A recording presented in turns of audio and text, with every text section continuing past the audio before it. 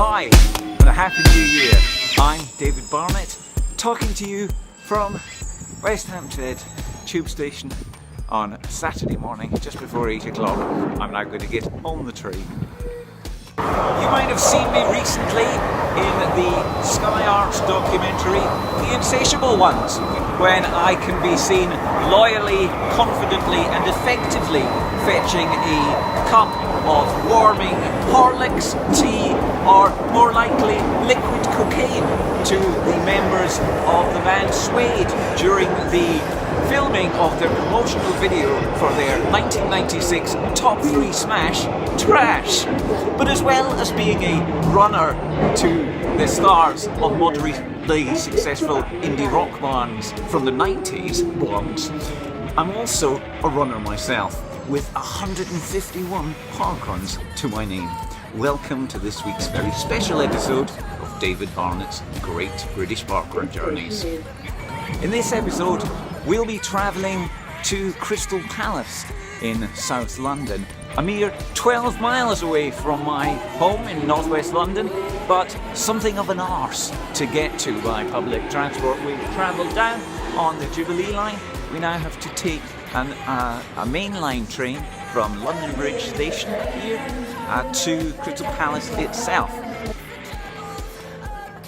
And the good news is, it looks like we're in time to make it to our connecting train to Crystal Palace from platform 14.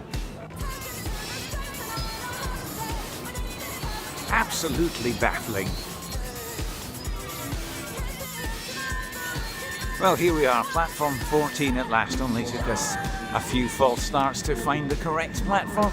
Let's now go on board this southern train towards Victoria via Crystal Palace.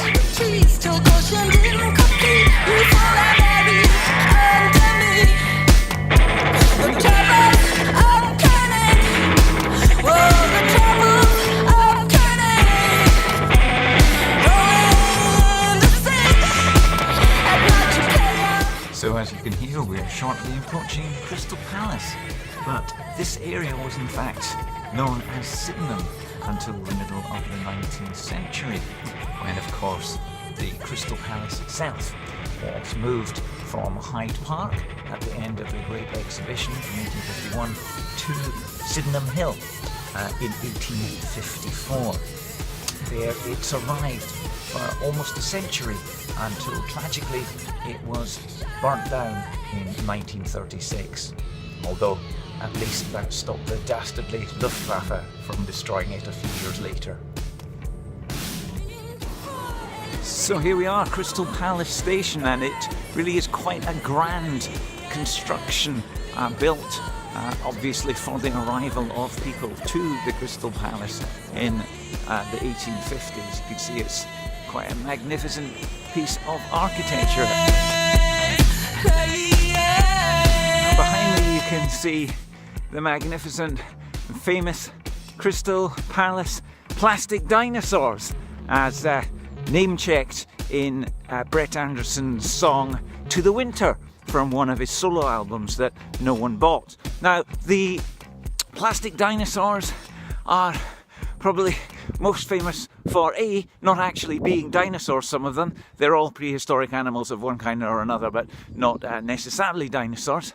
And also anatomically inaccurate, because of course in those days scientists didn't have the internet to check that kind of stuff on. So these were built in 1854 to go with the opening of the Crystal Palace up the hill after its move from the Great Exhibition site on in Hyde Park, because obviously all the posh people didn't want this big greenhouse cluttering up their nice park once all the stall holders had gone back to wherever it was they'd come from.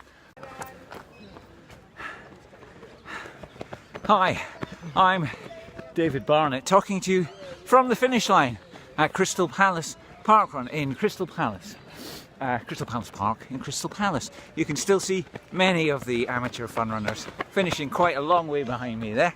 In the background, the Crystal Palace Stadium. This is where rock bands at sporting events do whatever it is they do. Famously, the Sex Pistols played their Jubilee concert in 2002, I believe that would have been. Pistols at the Palace. That was the palace they were at. Absolutely glorious parkrun. Incredibly tough, so definitely no personal best for me today, or in fact probably most people here I would imagine. But very, very delightful parkrun. Starts at the bottom of the hill here, takes you winding along one side, then along the whole plateau of the foundations of the now defunct Crystal Palace itself, past the remains of the foundation sphinxes and so on. Very interesting architecturally, through bits of wood, parkland, round a big boating lake, past the sports complex up there, and of course past the dinosaurs. Now, another fact about the dinosaurs, music related, that you might not be aware of is that when the dinosaurs were at threat of extinction, again ironically, they were rescued by none other than Slash, the top-hatted, cigarette-smoking guitarist of Guns N' Roses, who donated something to charity to raise funds to renovate and restore the dinosaurs. And now that's part of the reason they're here for all to enjoy in their full glory. Well, as I say, a magnificent parkrun. I would thoroughly recommend it. Certainly warmed me up on this cold January morning. Let's see if we can find some of the other runners to see what they thought. Hi, I'm David Barnett, talking to you beside the famous dinosaurs of Crystal Palace, and I'm joined now by a couple of fellow runners, Amy Brazier, who you probably remember from the Hilly Fields episode, and celebrity parkrunner Joe Daniel, the founder of Angular Records and Temporary Klaxon. So hi guys. Hello. Hi. Tell me, what did you think of today's run and Crystal Palace in general? Very enjoyable. Nice to hang out with the dinosaurs. I've never seen them before, actually. Have you not? No. Well, First time in Crystal Palace. You've got Slash to thank for them. So thanks Slash. Thanks, Cheers. How many parkruns have you done now, guys? This is my third. 8 or 9? 8 or 9. Not bad. Some way to go before the dizzy heights of.